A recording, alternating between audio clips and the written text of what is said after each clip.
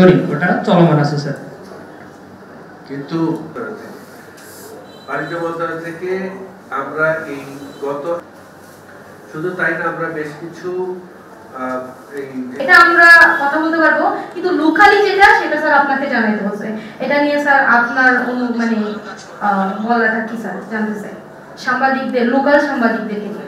অংশটুকু হচ্ছে স্যার এখানে তো ইন্টারন্যাশনালি অনেকগুলো সাংবাদিকতার চ্যানেল আছে, আর কিছু আছে লোকাল অনলাইন পোর্টাল এবং সাংবাদিকরা আছে।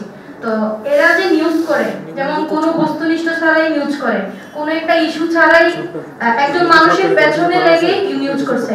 যেমন আমি যদি বলি গত কয়েকদিন আমাদের সদর থানার রুচিকে নিয়ে বেশ কয়েকটা নিউজ হয়েছে, আদৌ তারা কি এটার বস্তুনিষ্ঠ নিউজ করেছে কিনা, তারা কি কোনো প্রমাণ দিতে পেরেছে, আর ওই নিউজগুলো নিয়ে আওয়ামী লীগের চ্যানেলে মজা করতেছে, তাহলে স্যার আমরা কতটুকু নিরাপদ স্যার? কে সাংবাদিক আমরা জানি, কারণ ওই আসে বলে আমি সাংবাদিক, তার কোনো আইডি কার্ড নাই, কিছু নাই। এটা কিন্তু অ্যালার্মিং সিচুয়েশন। আপনি ধরেন আমি এখানে জানি যে কালের কণ্ঠ এখানে কে থাকবে, জেলায় একটা জেলায় সর্বোচ্চ 2 জন বা 3 জন থাকতে পারে।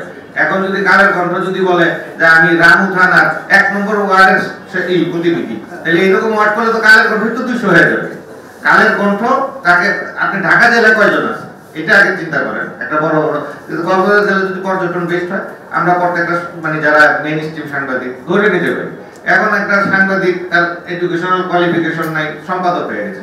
আমি সাংবাদিক হওয়ার জন্য লেখাপড়ার যোগ্যতা এটা আমার না হয় তাই মানলাম, কিন্তু একজন যে এডিটর, চিফ এডিটর, তাকে তো অবশ্যই একটা মোটামুটি একটা যোগ্যতা করতে হয়, বা একটা সংবাদপত্র যে অনুমোদন নিতে গেলেও তো কিছু ক্রাইটেরিয়া ফিল আপ করতে হয়। যেমন একটা ওষুধের দোকান দিতে গেলে একটা ফার্মাসিস্ট লাইসেন্স লাগে। আমার মনে হয় আমরা এটা প্রেস ক্লাব সভাপতি মহোদয়কে, বা আমরা এখানে 2-4টা আছে, প্রেস ক্লাব আছে, জেলা প্রেস ক্লাব, আর একটা রিপোর্টার্স ইউনিয়ন আছে, বা আমরা টেলিভিশন যে যারা ইলেকট্রনিক মিডিয়া, তাদেরকেও আমরা তালিকা করতে পারি যে আমরা তালিকাভুক্ত সাংবাদিক চাই। এর বাইরে যারা আসবে আমরা একটা অভিযান করি যে তাদেরকে ধরে আমরা 9-এর আওতায় আনতে পারি।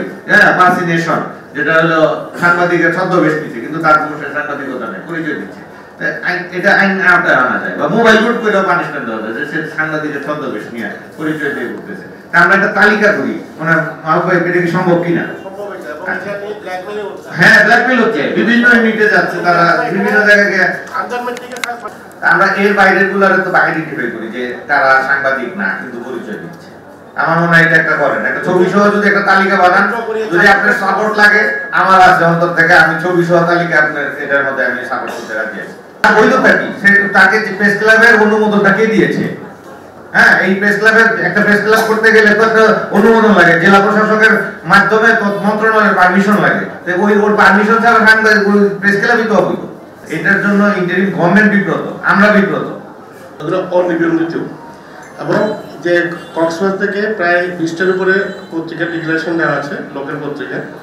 এখন এইখানে যারা সাংবাদিকতা করছে, এখানেও অনেকে কিন্তু আপনার নতুন নতুন, আপনারা জানেন একটা ইদানিং একটা মোবাইল থাকলে সে কিন্তু সাংবাদিক হয়ে যায়। এখন এইগুলোকে আপনার করবে কে, কন্ট্রোল করবে, করতে পারবে জেলা প্রশাসক এবং পুলিশ সুপারের মাধ্যমে। আমরা প্রেস ক্লাব থেকে যারা এরকম কাজ করে আমরা তাদেরকে মেম্বারশিপ দিই না, আমরা তাদেরকে এরকম যদি প্রমাণ পাওয়া যায় আমরা তাদেরকে মানে বহিষ্কার করি, কিন্তু আমরা তো বাকিটা আর কোনো কিছু করতে পারি না। আমার মনে হয় এইটার ব্যাপারে আমারও থাকবে যে বস্তুনিষ্ঠ সাংবাদিকতা করুক, এবং এটা যেহেতু টুরিস্ট এলাকা, এখানে আমরা পজিটিভ নিউজ চাই সবসময়, এবং বাস্তব নিউজগুলো উঠুক। কিন্তু এখানে সবাই ওই যে বললাম এত নিউজ পোর্টাল হয়ে গেছে, আপনার মনে হয় আপনি যদি ঘুরে দেখে 50টার উপরে পাবেন, কিন্তু এটার কোনো নাই, কোনো পারমিশন নাই, কোনো নিবন্ধন নাই। তো এইগুলোকে আসলে যদি মানে কন্ট্রোল করা না হয় তাহলে কিন্তু আরো খারাপ হবে ভবিষ্যতে।